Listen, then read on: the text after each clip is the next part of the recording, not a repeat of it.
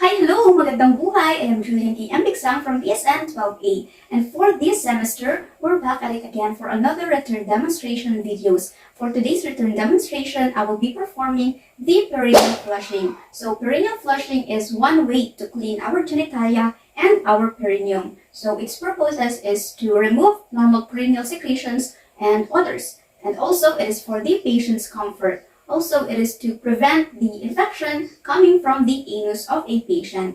Okay, so prior to facing the patient, first we need to prepare the materials that we will need so that we can save time and energy later on.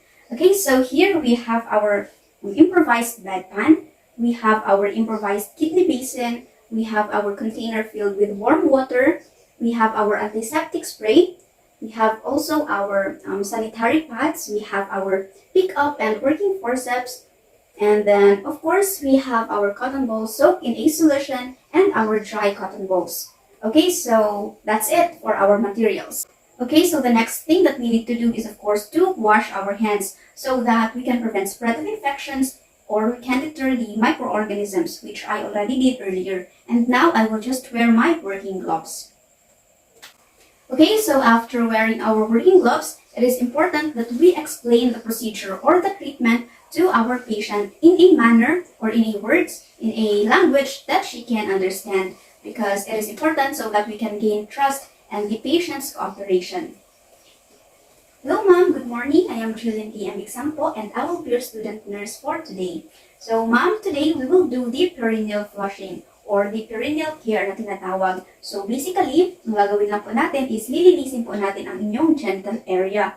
Ginagawa po natin ito para maiwasan po natin ang mga infections and for hygienic purposes po. Huwag po kayong mag-alala dahil safe naman po ito and huwag po kayong mag-alala dahil ibibigay ko po ang privacy na kailangan ninyo. So will that be okay with you, ma'am? Okay, Langpo. Okay, thank you po.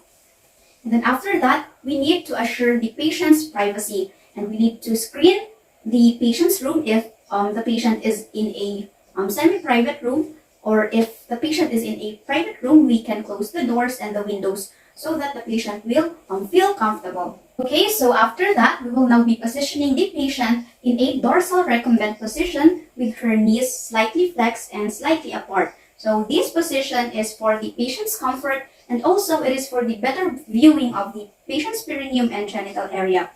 Okay, and then after that, we will now drape the patient and expose only the area that should be exposed for the patient's privacy. Okay, so it is also important that we put under pads so that the bed will not be soiled, and because we are preventing moisture build-up in the bed. Okay, so after that, we will now place our bedpan, our improvised bedpan. Okay, so after draping the patient, after putting on the bedpan, we will now be inspecting the perineum and then we will flush the area with water. So we will inspect the perineum so that we can see or we can note particular areas of inflammation or excessive discharge or secretion and presence of odor. Okay, so now we will flush the perineum with water. With warm water. Okay. And then, after flushing it with water, we will now get the 7 pieces of cotton balls soaked in a cleansing solution using our pick-up forceps. Okay, so this is to maintain sterility. So here we have our cotton balls soaked in a solution. After flushing it with water, we will now clean the perineum starting on the midline. Okay, so we'll do it from the symphysis pubis down to the patient's anus. So remember to do it only with one stroke. So symphysis pubis on the midline down to the patient's anus. And then we will discard our cotton ball. And then next, we will do it on the inner labia that is away from us. Okay, so in a figure of 7 manner. So like here from the mons pubis down to the inner labia to the patient's anus. And then discard.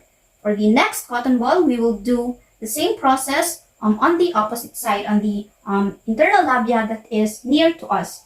So from mons pubis, inner labia down to the patient's anus, then discard. After that, we will now be cleaning the external labia that is again away from us. So in a figure of 7 manner, like this, then discard. And then on the opposite side, mons pubis, external labia, down to the anus, and then discard. And then after that, we should not forget to clean also the groin so that we can prevent contamination on the clean area. Okay, so we will do it in a zigzag manner, like this. Okay, then discard, and then this opposite groin. Then discard. Okay, so after cleaning it, we should not forget to flush it again with water.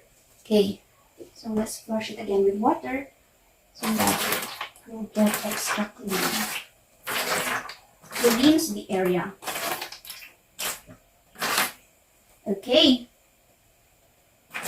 So after this, do not forget also to dry the area because moisture can breed bacteria. So let us dry it with our dry cotton balls. So now we'll use our working forceps.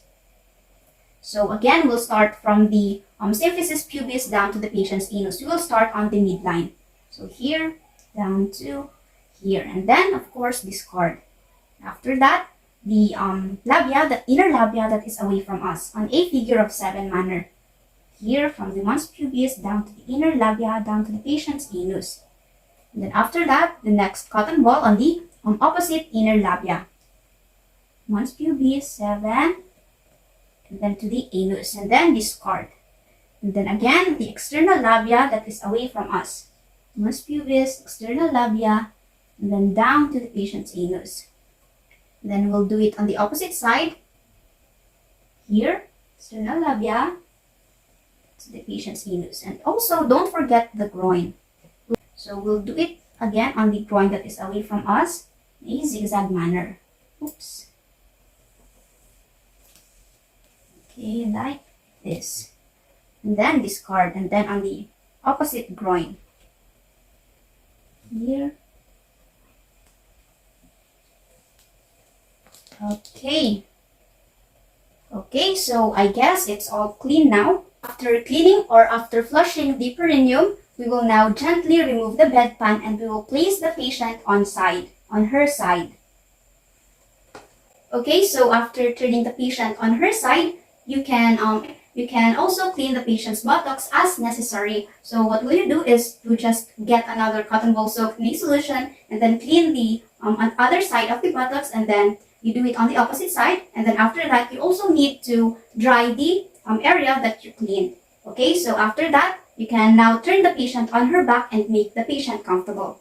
Okay, so after turning the patient on her back, you can also spray antiseptic spray if necessary. So this is to promote healing on the perineal area of the patient. And then also you can put on sanitary pads as needed, and this serves as, or this can prevent contamination in the vagina and the urethra of the patient. So when you put sanitary pads, make sure to put it on a up-down motion.